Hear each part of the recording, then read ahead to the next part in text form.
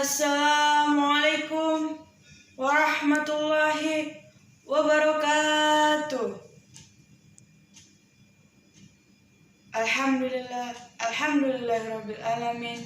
Wahdahu wassalatu wassalamu ala asyrafil anbiya'i wal mursalin wa ala alihi wa sahbihi wasallam ajmain.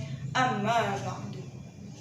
Pertama-tama, marilah kita panjatkan puji syukur kepada Allah Subhanahu wa taala yang telah memberikan kita kesempatan sampai saya dapat menyampaikan sepatah dua kata di sini untuk sebagai nasihat.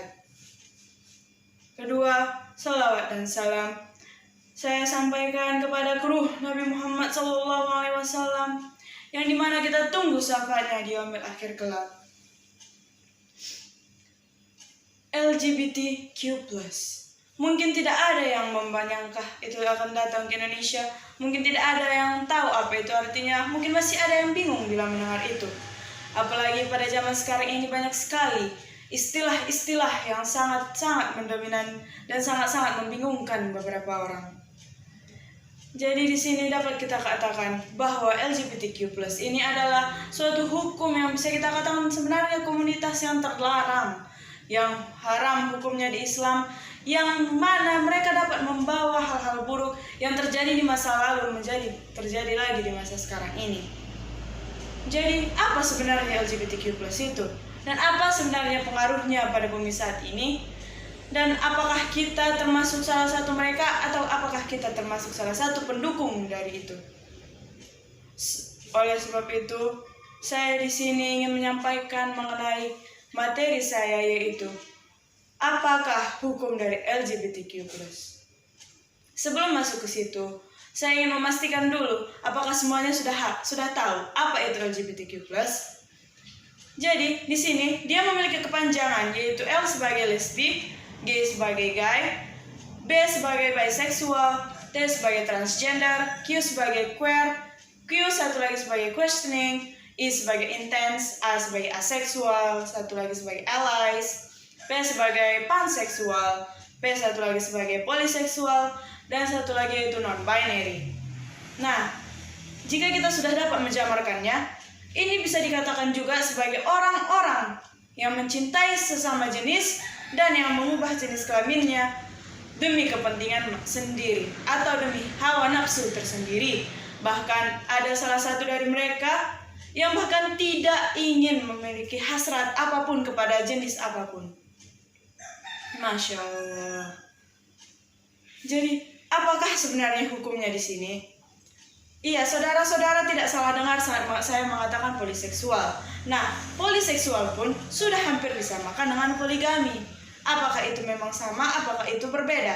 Jadi, poliseksual di sini ialah mencintai lebih dari satu orang dan ingin hasrat memiliki lebih dari satu orang. Jadi, apakah yang membedakannya dengan poligami? Dan apakah bisa dikatakan sama dengan poligami? Tentu saja berbeda. Poliseksual di sini dia tidak mengharuskan seseorang untuk mesahkan ataupun menghalalkan pasangannya tersebut. Tetapi pada hakikatnya poligami itu dia harus memiliki kewajiban, harus bisa menghalalkan dan mengadilkan si pasangan-pasangan ini. Seperti yang tertera pada surah An-Nisa ayat 3, yaitu A'udzubillahi minasyaitonirrajim. Bismillahirrahmanirrahim. Fa inna khiftum alla taqsitu minal yatami fa in kahu tobalakum wa minan nasa'i wa matana wa salasa wa raba'a fa inna khiftum alla yadulu fawakahu wa ma malakat aymanakum zalika khaufun yadul, yang artinya, dan apabila kamu tidak dapat menikahi atau mencintai wanita-wanita yatim, maka nikahilah wanita-wanita lain, 1, 2, atau 3 wanita lain. Namun apabila engkau tidak dapat berlaku adil kepada mereka, maka nikahilah satu wanita saja dan berlaku adillah kepadanya. Di situ dia mewajibkan melakukan sebuah pernikahan atau ikatan pernikahan dan wajib untuk mengadili semua pasangan-pasangan tersebut. Tetapi pada poliseksual, dia tidak mewajibkan hal tersebut. Dia hanya mewajibkan untuk memiliki pasangan yang lebih dari satu. Dia hanya mengunsurkan kepada seseorang, engkau boleh memiliki lebih dari satu pasangan. Tidak diadilkan juga tidak apa-apa, tidak dinikahi juga tidak apa-apa. Nauzubillah min zalik. Dan ada lagi seperti lesbi dan gay, itu lebih kita kenal sebagai homoseksual, yaitu yang mencintai sesamanya dan yang mencintai satu kaumnya. Kita sudah pernah mendengar di zaman dahulu, yaitu kisah Nabi Lut, bagaimana dia harus menghadapi seluruh umatnya yang berlaku tidak adil, bukan karena melakukan dosa seperti jahil, alkohol atau semacamnya, tetapi mencintai sesama jenisnya. Kita tahu dari ayat situ juga, kita tahu juga dari kisah itu, yaitu Allah melarang dengan jelas, janganlah engkau menikahi sesamamu, janganlah engkau mengeluarkan hasratmu kepada sesamamu. Kami menciptakan perempuan, kenapa tidak bersama lawan jenis saja?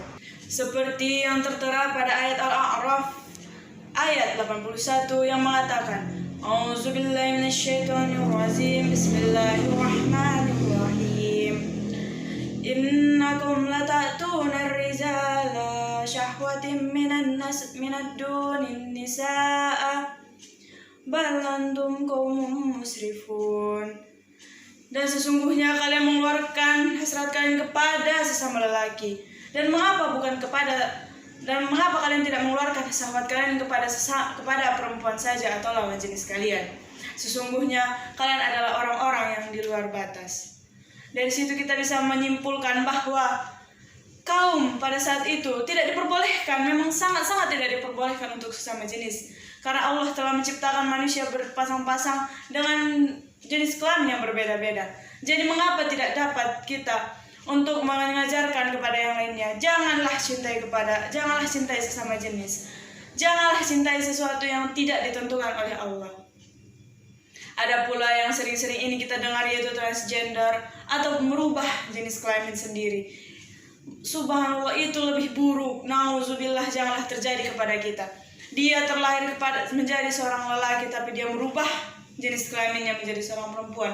Dia rela mengeluarkan uang yang banyak, sedangkan uang itu bisa dipakai untuk hal-hal yang lebih bermanfaat, layaknya bersyukur atau memberi kepada anak yatim, dan mengeluarkan hal-hal itu terhadap hal-hal yang lebih baik lagi. Tetapi tidak, dia mengubahnya karena hasrat keinginannya sendiri, karena nafsu dirinya sendiri, dan tidak mematuhi apa yang telah diperintahkan kepadanya, tidak mensyukuri apa yang telah diberikan kepadanya, dan tidak menikmati apa yang telah diberikan kepadanya. Nauzubillah min zalik. Semoga kita bukanlah orang-orang di antara orang-orang tersebut. Jadi apakah hukum dari masuknya komunitas LGBTQ ini? Jadi sebenarnya semuanya adalah haram. Dan bagaimana apabila kita mendukung mereka? Sungguh kita telah menjadi orang-orang yang zalim. Karena sedangkan Lut saja disuruh untuk menjauhi anaknya, menjauhi keluarganya, menjauhi seluruh masyarakat yang ada di sekitarnya, karena mereka termasuk orang-orang yang mengikuti LGBTQ. Jadi apa alasannya kita harus mengikutinya sekarang? Apa alasannya itu menjadi berubah?